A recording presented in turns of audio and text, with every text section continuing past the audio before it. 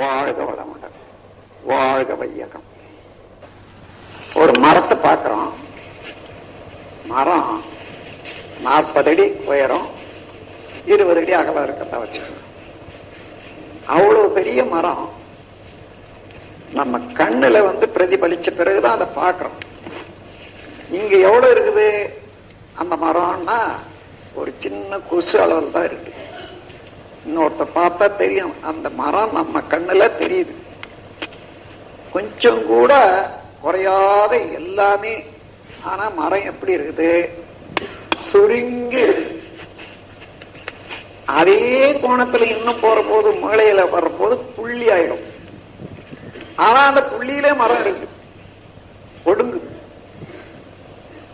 அதுல இருந்து நம்முடைய ஜெனட்டிக் சென்டர் கருமையம் அது ஓட்டச்சுன்றது, அதாவது எல்லா ஆற்றலையும் சுருக்கி அழுத்தி வைத்துக் கொண்டு இருப்பாக வைத்துக் கொண்டு இருக்கக்கூடிய இறைநிலையனுடைய ஒரு ஏற்பாடு.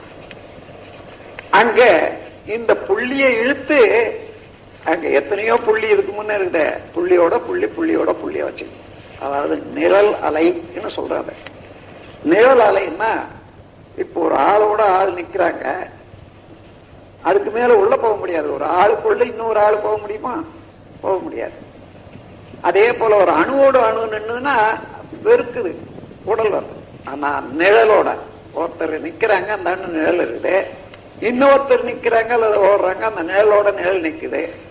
அது பெருக்குமா? நிழலோட நிழல்னா அடங்கிடும். அது போல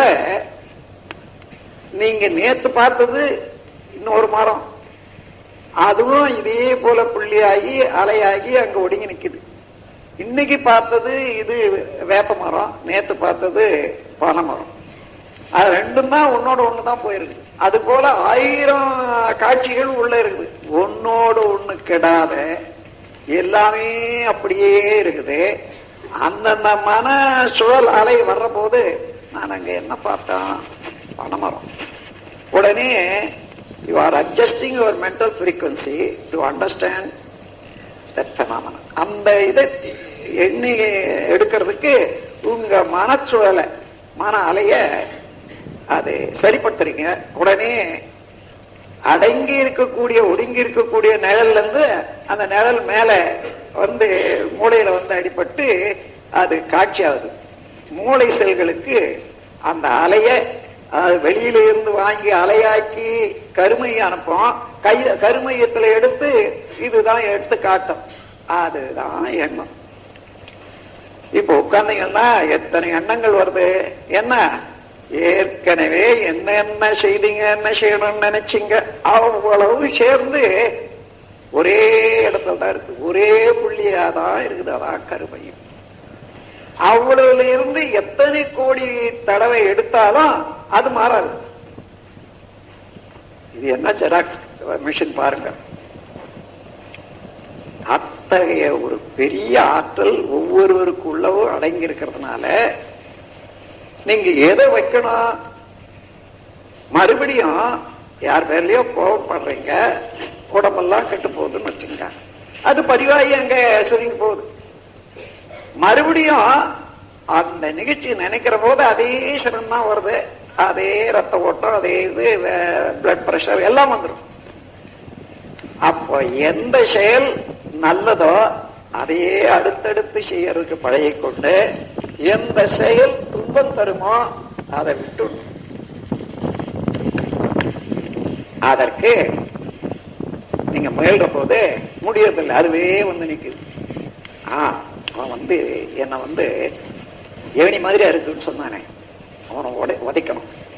அதே திருப்பி திருப்பி தான் வரும். அந்த மாதிரியான எண்ணங்கள்ல இருந்து காரணம் என்னன்னா, இந்த ஜீவகாந்த சக்தி ஓடும் போது முன்ன எப்படி அவனை நினைச்சோம், அவன் சொல்ல நினைச்சோம், அப்ப எந்த காட்சியில எத்தனை கோடி அணுக்கள் அந்த ஜீவகாந்த சக்தி ஓடி அந்த காட்சி ஆகணுமோ அந்த பதிவு இருக்குங்க. இப்போ மீண்டும் தானாகவே அது ஓடும் போது அங்க அதே காட்சி வந்துடும். அந்த காட்சி வந்த உடனே அதுக்கு தகுந்த உணர்ச்சி உடல்ல உள்ள செல்கள் எல்லாம் சேர்த்துக்கிட்டு ஒரு முயற்சி, அதனால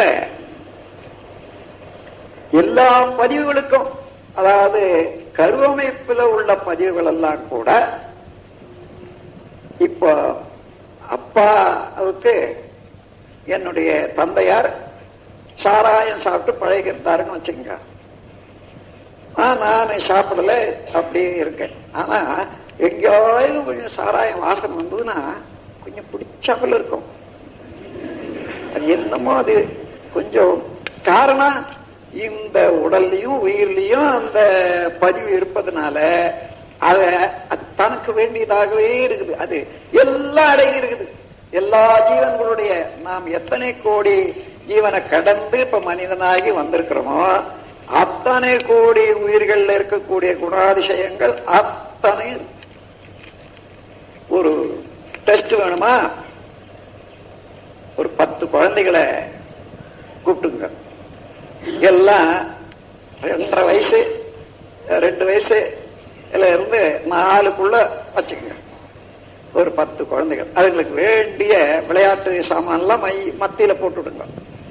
அட சுத்தி இருக்கக்கூடிய இடத்துல ஒரு 10 இடத்துல 10 வலை மாதிரி, ஒரு குகை மாதிரியே வலைகளை செய்து வைங்க. கொஞ்சம் ஏணி மாதிரி ஏறதுக்கு தகுந்தவாறு வச்சு வைங்க. அது மாதிரி பல வகையா வச்சிருங்க. இதெல்லாம் விளையாடிட்டே இருக்கும். விளையாடிட்டே இருக்கிற போது அந்த பார்த்தா அந்த வலையோ அல்லது ஏறி போறதோ பார்த்ததுன்னா இதெல்லாம் போட்டுட்டு அங்க வலையில போய் விடும் தலைய. அந்த மாதிரி இருந்த அடிப்படை அங்க உள்ள இருக்குது.